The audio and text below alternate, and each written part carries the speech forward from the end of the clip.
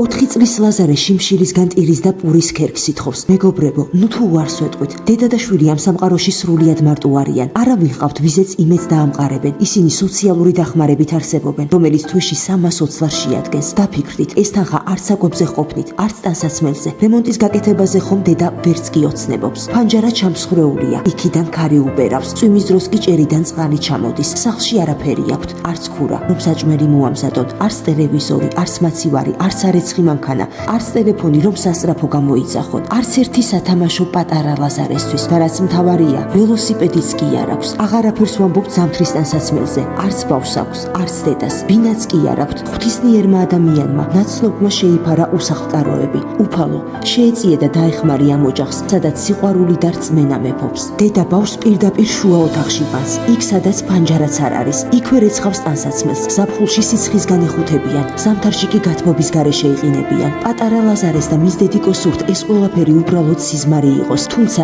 ეს საშინელი რეალობაა, რომელსაც მხოლოდ თქვენი დახმარებით დააღწევენ თავს. ჩვენო ყველაზე მოწყალე და კეთილო მეგობრებო.